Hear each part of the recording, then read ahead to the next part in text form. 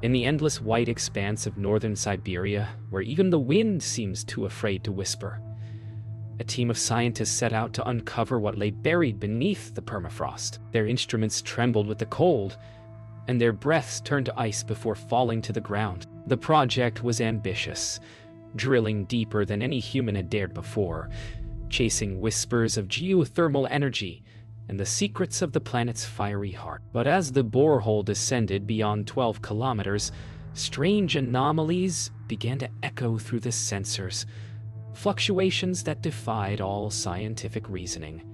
Then came the heat, rising like the breath of some unseen beast below. At first they thought it was pressure, magma, or trapped gas. But one night, when the microphones were lowered into the shaft, the world above froze still. From the deep black beneath the Earth's crust came something no one could explain. A cacophony of tortured screams, as if the gates of the underworld had been cracked open by dawn. Fear had taken hold of the camp. No one spoke of the sound, though all had heard it. The data logs showed nothing but corrupted files, as if the Earth itself rejected being recorded. The air was unnaturally still, as though the snow and sky held their breath. Dr. Voss ordered another probe lowered, determined to find a rational explanation. But as it descended, the sensors went dead one by one, until there was only silence. Then a faint vibration began, a tremor beneath their boots, subtle at first, then rhythmic, like a heartbeat rising from below. The team exchanged glances, unsure if it was seismic activity or something alive. Somewhere beneath their feet, the planet groaned in reply, and all reason began to dissolve into dread. That night, the temperature rose 20 degrees without warning. Instruments froze, not from cold, but from overheating. The borehole emitted a sound again, softer this time, like whispers echoing through stone. The team set up audio recorders, looping the feed through spectrographic analysis. What they found stole the warmth from their veins. Embedded within the noise was structure, tones and intervals arranged in haunting patterns. A voice, or many voices, intertwined like a chorus pleading for release. No one could sleep. Outside, the wind howled in unnatural rhythm, mimicking the cadence of those buried cries. By the fourth day, strange phenomena spread across the camp. Tools shifted in the night. Frost melted in patterns, resembling fingerprints, and faint voices seemed to murmur from the walls of the tents. Dr. Voss, who had once spoken only in logic, now whispered prayers before every test. The deeper they drilled, the louder the vibrations became, until it felt less like the ground trembling and more like something knocking, begging to be heard. The atmosphere thickened with paranoia. Radios malfunctioned, transmitting bursts of static that sounded eerily like laughter. Sleep became a dangerous luxury. The final descent began at midnight. Their objective: lower a thermal camera into the shaft to capture direct imagery of what lay below. The team gathered around the borehole in silence, the air vibrating with low-frequency hums. As the camera sank into the abyss, heat readings climbed beyond measurable limits. Then, for a brief moment, the feed stabilized, revealing a cavern far larger than predicted, glowing as if lit from within. The image flickered, and for an instant something moved. A figure, humanoid in shape but twisted, reaching toward the lens. The screen went black. Moments later, the scream returned, louder, closer, as if it had risen through 12 kilometers of rock to greet them face to face. When the screaming ceased, the silence was worse. It clung to the air like ash, thick and unnatural. Dr. Voss refused to accept what they'd seen. He blamed interference, heat distortion, anything but the impossible. Yet no one dared approach the borehole again. The heat radiating from it now melted the snow for 20 meters around, turning the tundra into a steaming crater. The team's recordings were corrupted, their computers locked in endless feedback loops of static and garbled frequencies that sometimes, just sometimes, formed to the sound of a voice whispering their names. Above them, the sky had turned a dull, bloodless gray. The aurora that once danced across the Siberian nights was gone, replaced by a strange, pulsing light, faint and rhythmic, like the echo of a heartbeat beneath the clouds. By the second night, the dreams began. Each scientist awoke screaming, describing the same vision, a tunnel spiraling endlessly downward, lined with faces pressed against stone, mouths open in voiceless agony. They claimed they could feel the heat, even in sleep, could smell sulfur and hear faint chanting that grew louder the deeper they descended. Dr. Morenko tried to rationalize it as shared psychological stress, a result of sensory deprivation and fatigue. But when she reviewed the camp's surveillance feed, she found footage of herself standing by the borehole at 3:17 a.m., eyes wide open, whispering in a language she did not know. At sunrise, the ground shook with a low, rolling vibration that seemed to come from every direction.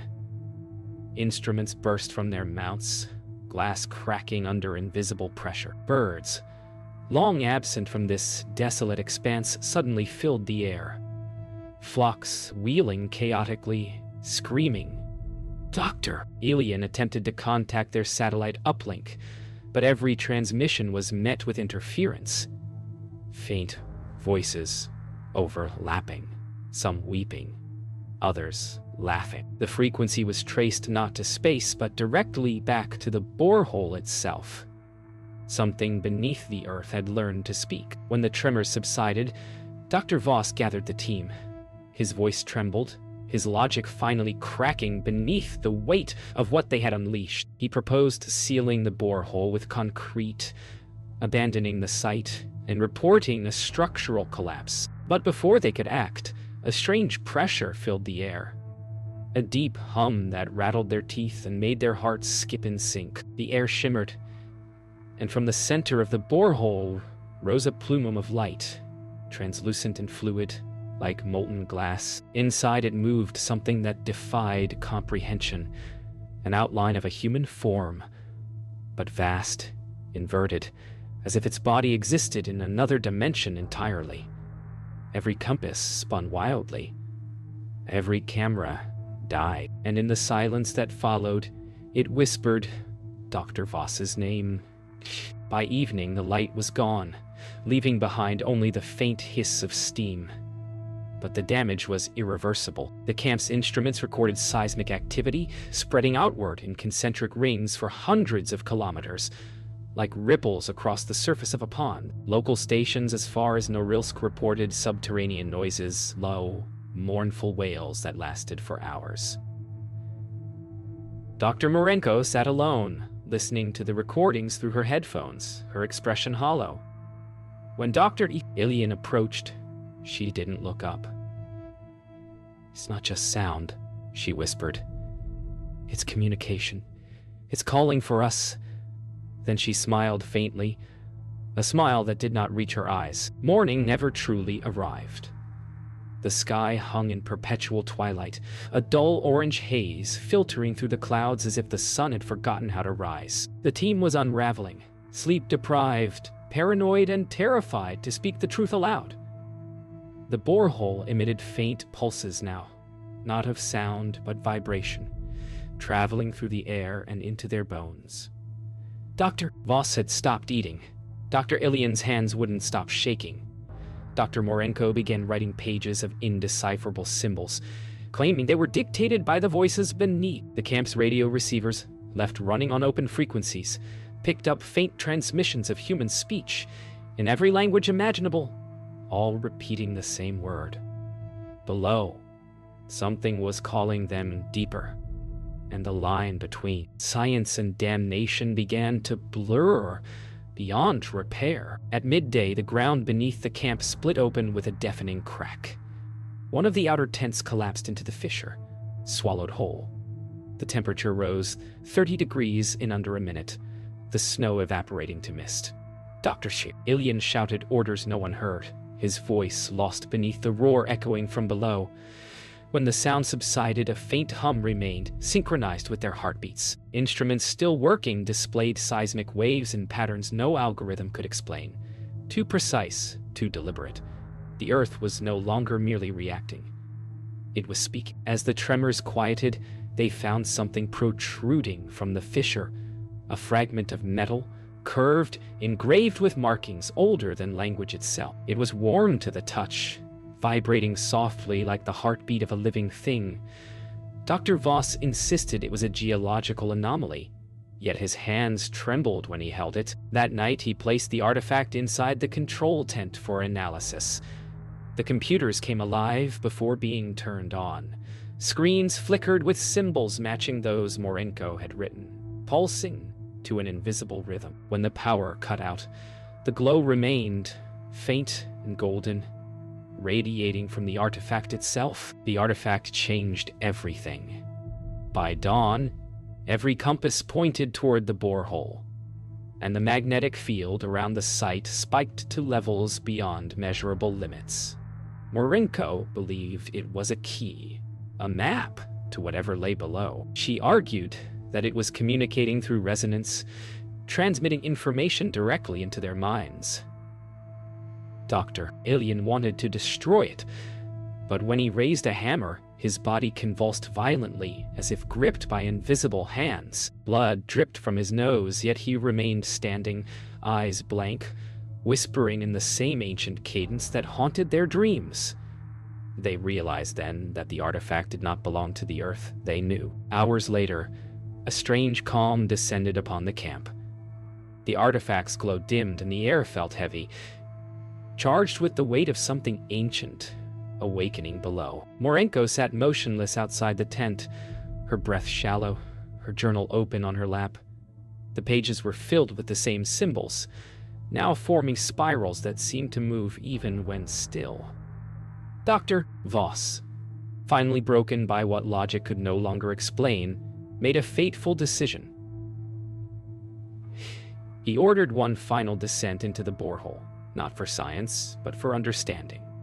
As he prepared the harness, the wind died completely. The ground began to pulse again, steady, rhythmic, like a colossal heart beating from the depths of the world. The descent began at 2:46 a.m., under a sky that seemed to press downward like a lid over the world.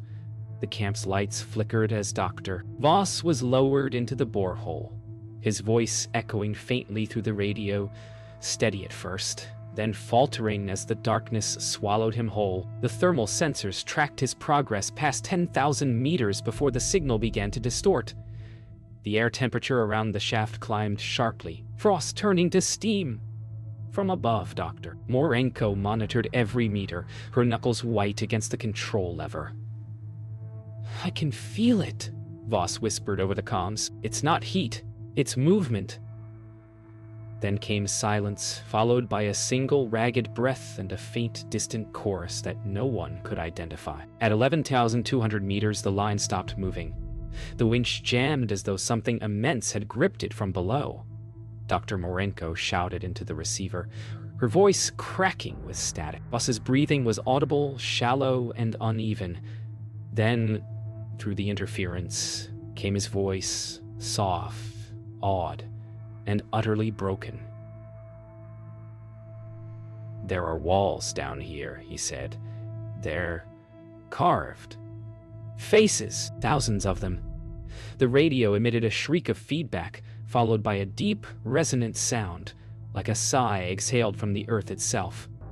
The cable jerked violently, pulling downward.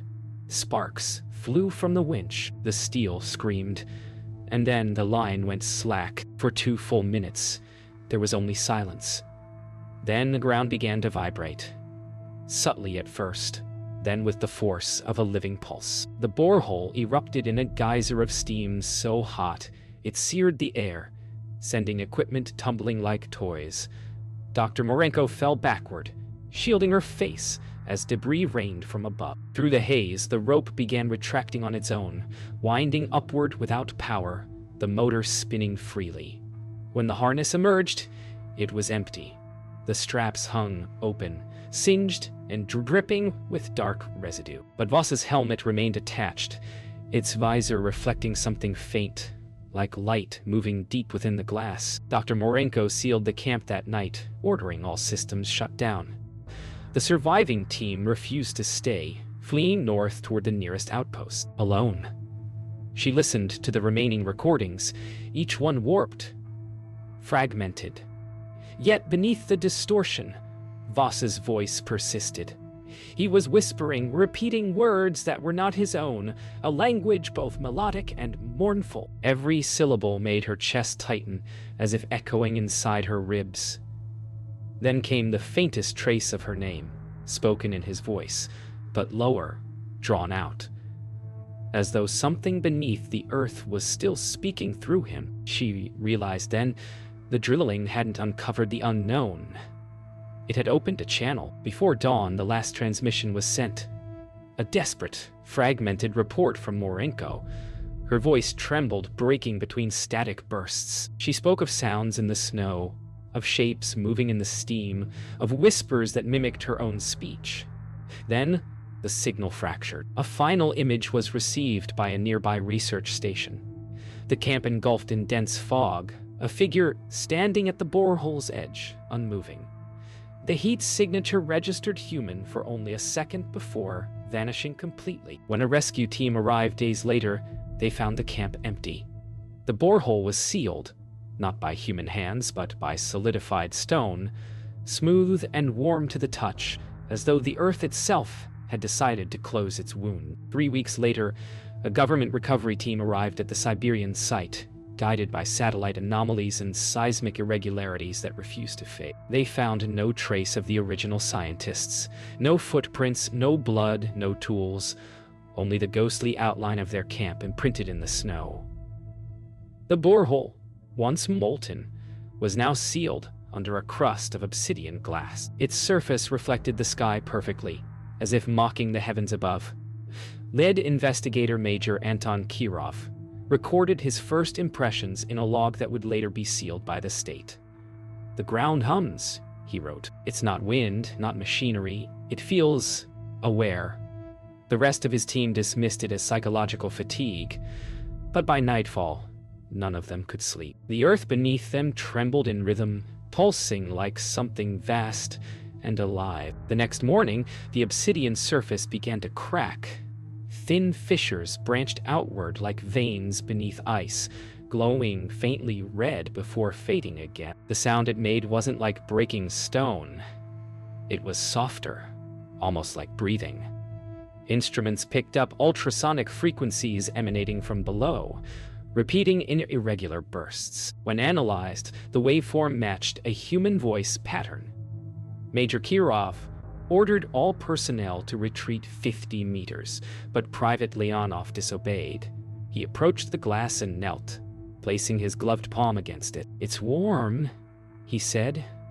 Then his body stiffened, his breath visible for one last time before his entire form turned rigid, encased in a crystalline shell, frozen mid-motion. The others ran, but his reflection remained trapped beneath the glass, still moving, still screaming soundlessly. The team attempted to withdraw, but the snowstorm came too suddenly, unnatural in its precision.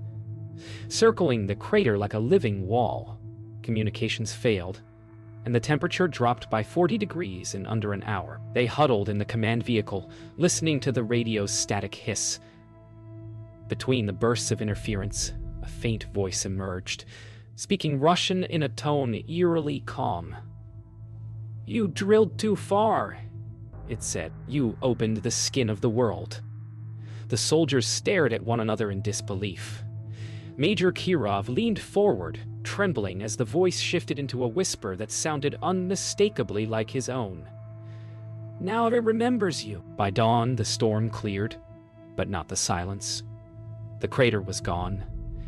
In its place lay a perfect circular depression, smooth as glass, with no sign of the vehicles, the equipment, or the men. A reconnaissance drone captured the last known footage, a single human figure standing at the center of the crater, barefoot, dressed in tattered scientific gear.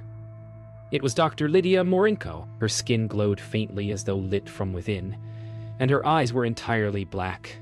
She lifted her face toward the sky and whispered something inaudible before vanishing into a ripple of heat, leaving no trace behind. The signal cut out seconds later.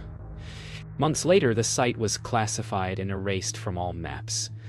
The region was declared geologically unstable, access permanently restricted. Yet in nearby villages, hunters spoke of strange lights beneath the snow at night, soft red glows that pulsed like heartbeats, followed by faint, distant cries carried through the wind. Some claimed they saw figures moving beneath the ice, their hands reaching upward, faces distorted in silent agony.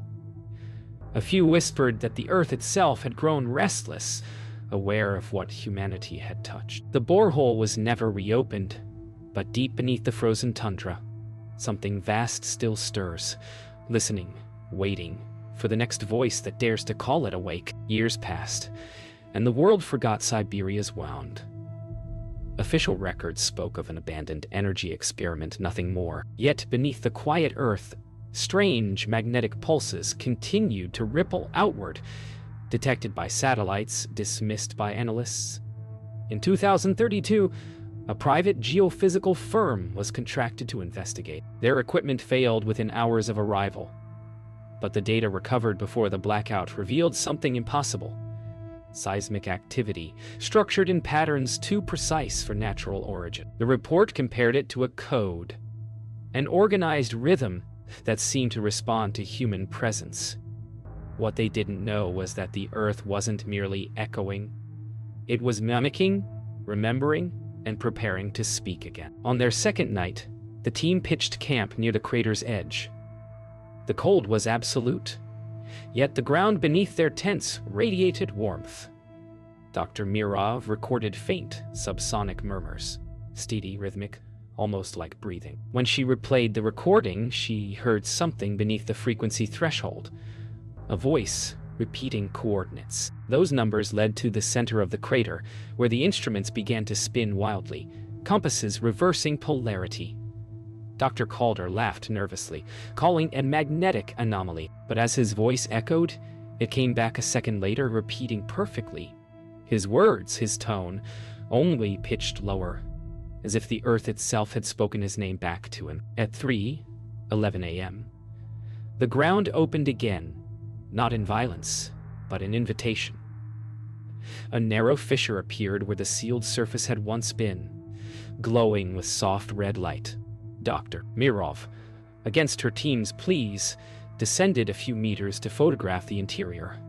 Her last transmission described walls coated in glassy residue, etched with thousands of thin, hand-shaped impressions. Then came a scream. Not hers, but a chorus, as if hundreds of unseen mouths had suddenly awoken. When they pulled the cable up, the harness was intact, but Myrov was gone. The light faded, leaving only the echo of her voice, whispering through the wind.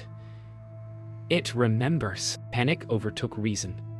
Dr. Calder and Dr. Kim tried to flee, but every direction led them back to the crater's edge, as if the tundra had twisted itself into a loop. Their GPS units displayed shifting coordinates, spiraling endlessly toward 0. Static filled the air, followed by faint recordings of Dr. Myrov's voice reciting data logs that didn't exist. Then came a new sound. Faint, but deliberate. Metal scraping against glass. The frozen surface around them began to bulge outward, forming vague silhouettes of hands pressing from below. Calder screamed, firing his flare gun into the night. For a moment, everything was red. Then, silence. By dawn, the crater was empty again. The helicopter's autopilot returned to base, broadcasting a final distress signal. Its pilot long vanished. The footage retrieved from its black box revealed a last, haunting image. The crater pulsing like a living heart, rhythmic and bright, as if something immense beneath the earth was breathing once more. Deep frequencies resonated across continents, subtly shifting seismic lines. And somewhere below the crust, beyond reach of light or time, the voices began to rise again. Thousands, maybe millions, whispering in unison the same word that had started it all, below. By 2041, the phenomenon had spread. Satellite imaging revealed circular anomalies appearing across the northern hemisphere, each pulsing in rhythm, each centered on geological fault lines. Nations blamed secret drilling programs, but those who listened to the data knew better. The frequencies were synchronized, broadcasting a pulse that wasn't random, but deliberate, almost like communication. The Russians reopened the Siberian archives, revisiting the lost expedition, but most of the data was corrupted beyond repair. What survived were fragments of voice logs, Dr. Lydia Morenko's last transmission layered beneath static. Her final words were faint, stretched by interference. "It's not beneath us anymore." The truth began to crawl toward the surface. In a deep-level bunker beneath Moscow, geophysicist Dr. Arkady Sokolov analyzed the remaining recordings. He isolated the pulses, discovering embedded frequencies far below the threshold of human hearing. When accelerated to audible range, they formed patterns, syllables, language. The voice was human, but distorted by scale as if spoken by something buried within the planet's molten veins. "Awakened," it repeated. "Awakened and remembering." The bunker's instruments began resonating with the same frequency, screws vibrating, metal humming like a tuning fork. The sound grew until light fixtures burst, plunging the lab into darkness. And in that blackness, the voice spoke again, clear, close, and alive. Hours later, seismic readings spiked worldwide. Fault lines shifted not outward but upward, as though something vast beneath the crust was stretching. Across Siberia, cracks reopened, bleeding light into the snow. In Norilsk, entire streets vibrated to an unseen rhythm. People described hearing whispers rising from beneath their floors. Dr. Sokolov's final transmission before the blackout was brief. "It's learning to breathe." The line cut off, followed by a tone. Steady, unbroken, identical to the heartbeat pattern recorded from the first borehole decades before. Humanity realized then that the Earth had never been silent. It had simply been asleep. By the time the phenomenon reached Europe, it was no longer possible to contain the truth. Power grids failed, compasses reversed, and the oceans began to boil at their edges. Yet, amid the chaos, transmissions began. Voices in every known tongue, echoing from deep Earth, monitoring stations. They spoke not in threat, but in mourning. "We were buried," they said. "We are the memory of before." Every seismic pulse carried fragments of human speech, history that predated humanity itself. Whatever slept below was not alien. It was ancestral, a consciousness older than civilization, stirring from an endless dream. And now it had remembered its name. In the final days, as the pulses grew constant, human communication ceased, not from destruction but absorption. Instruments no longer detected boundaries between atmosphere and ground. All resonated as one frequency. From orbit, Earth shimmered like a single living organism glowing from within. Then, the signal stopped. Silence fell, deep, unending, total. Months later, a lone probe passing above the Arctic captured the last image of the region once called Siberia. The tundra was gone, replaced by a vast, glassy expanse breathing faintly beneath the snow, each inhalation lighting the world in red and gold. And in that rhythm, the universe heard something ancient stir again, a heartbeat echoing from the depths of creation itself.